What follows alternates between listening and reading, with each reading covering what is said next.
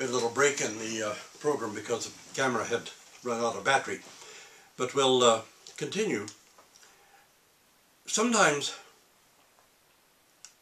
people should really ask young people who've left the church in a non-aggressive and non-confrontational manner if they really realize why they've moved away from religion and toward secularism.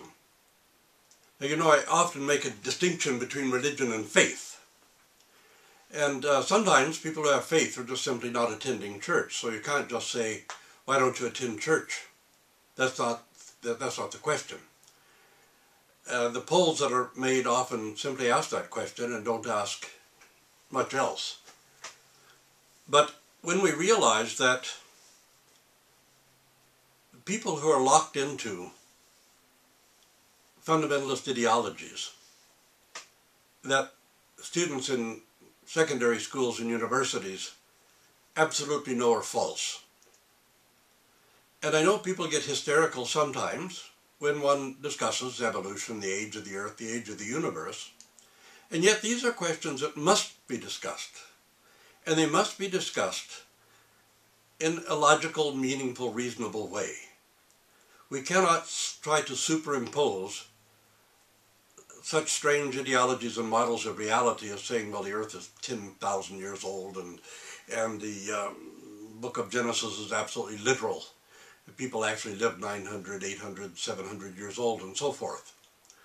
And we cannot try to take Old Testament law and press it into some kind of usage in our societies and cultures.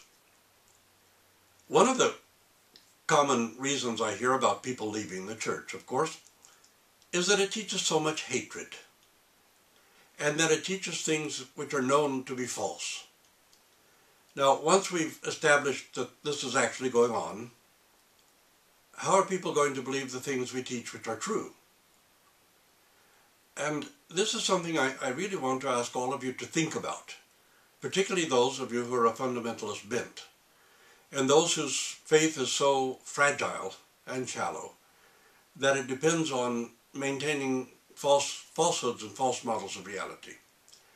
Making these absurd accusations against science, for example, and trying to make up the most fantastic tales about how the universe might appear to be 4 billion years old, but actually it's only 10,000 years old because of some science fiction thing that you've heard, and poor quality science fiction at that.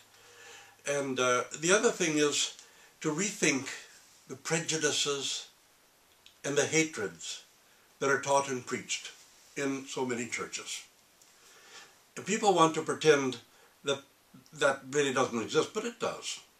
And it's especially so among televangelists who are really peddling merchandise and not really preaching the gospel, and among, say, Christian Zionists and others.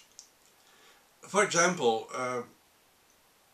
degrading the Palestinian people as if they were not really humans, and suggesting that one has to support Israel no matter what, even if it means the systematic slaughter or destruction of a whole nationality of people, instead of seeking a balance in the whole thing, and saying, yes, we have to support Israel as a democracy in the Middle East, but we don't have to support them blindly and in all things. For example, we do not have to blindly support what they're doing to West Bank Palestinians. And this is one of many things. To realize that the enormous calamity that's coming about in the Middle East over water, never mind oil, the scarcity of water, the desiccation or drying out of whole areas that used to be breadbaskets and produce a lot of food, and the lack of potable fresh water, clean water, in so many parts of the Middle East. Of course, Africa, people are kind of aware of people dying from drinking the water there, but don't often think about it in other places. And consequently, when we ignore all of these issues and focus only on an ideological issue, an apocalyptic issue, we can't expect a younger generation to be terribly interested in what it is we have to say. we even have to rethink the way we approach our dealing with gay people and what we say about them.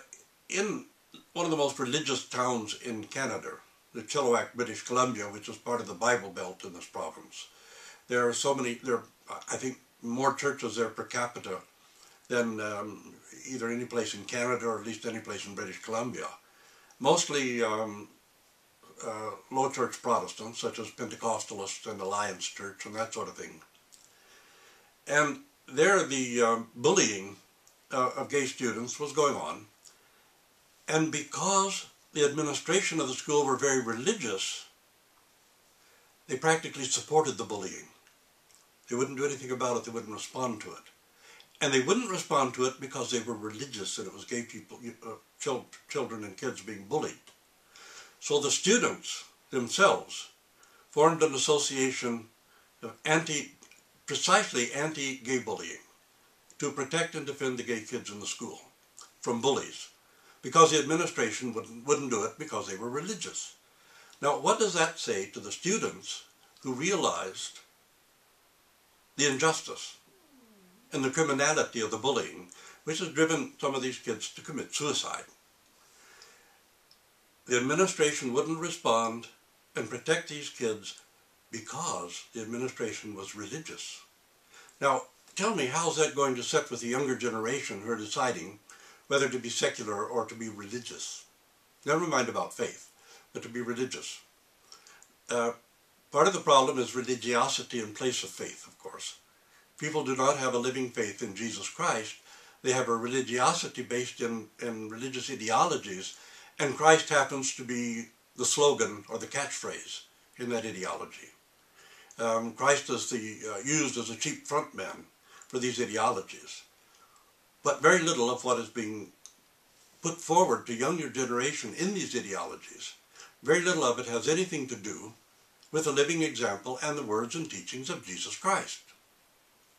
They're all something from the Old Testament, and all something from primitive ideologies.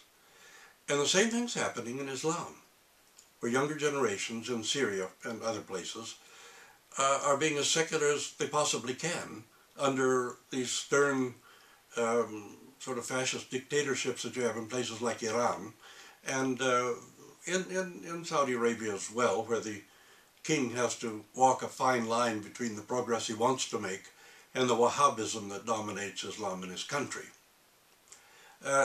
We have so many times when we could respond in a different manner that didn't involve hate. And it is hate. You say, oh no, it's because we love them and we care about them. Nonsense, it's just plain unmitigated hate. We don't stop to think, is there going to be a medical solution to some of these social issues, such as gay people? Of course, a medical solution would be the only solution, because ideology isn't going to work.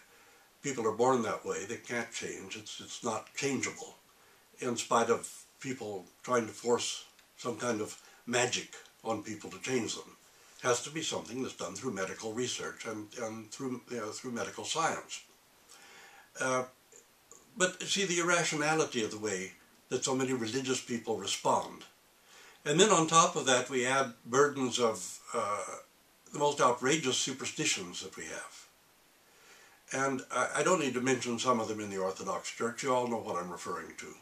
The darkness, the bleakness, the heaviness of some of these superstitions. If people say, well, if that's Christianity, I mean, why don't I just give up and get a life? So this is why I often make broadcasts that are controversial, and why I intend to have the courage to continue to speak out about issues that I think people need to think very, very seriously about. Because, for one thing, we're playing into this overwhelming secularism and driving a lot of young people into it and away from Christianity by teaching things that are clearly, demonstrably proved to be false, and by saddling people with superstitions and fears that are also completely irrational. Now one can say the fact that God would love mankind is unreasonable because nobody should love us. Well, I don't think so, because our children, when they misbehave, we still love them. And God, as our Father, is still going to love us when we misbehave. And the fact that God would become incarnate and actually die for us, were we really worth it? Why would he do such a thing? Well, to understand the power of love is one thing. And to try to convince people that he did it out of an absolute co-suffering, unselfish love for mankind, and we turn around and teach hate and malice in his name. And we turn around and teach things about God that make it absolutely clear that he couldn't possibly be a loving God and he couldn't possibly love anyone. So this is the reason why we make these broadcasts. And I think we'll probably carry on with some of this as we go, because it really is urgent for us to look at some of these issues. And I realize that I'll be excoriated on some of the sort of discussion groups or Indiana lists and things like that. But those things are so vile and so despicable that I really don't care what they have to say. What I really care about is us coming face to face and coming to grips with why so many young people in our North American society are opting for secularism instead of religious faith. And whether they're Sikhs, Muslims, Catholics, Orthodox, or Protestants, this is happening in vast proportions. And we really need to stop and look about what we're doing with the gospel of Jesus Christ and how we're failing to teach that and to preach it in a way that has any resonance with the younger generation. Part of the issue, of course, is the way that the human mind is being transformed by modern technology, and particularly, of course, by the computer and the internet. And we're going to look at that as well and discuss that in the context of these same issues.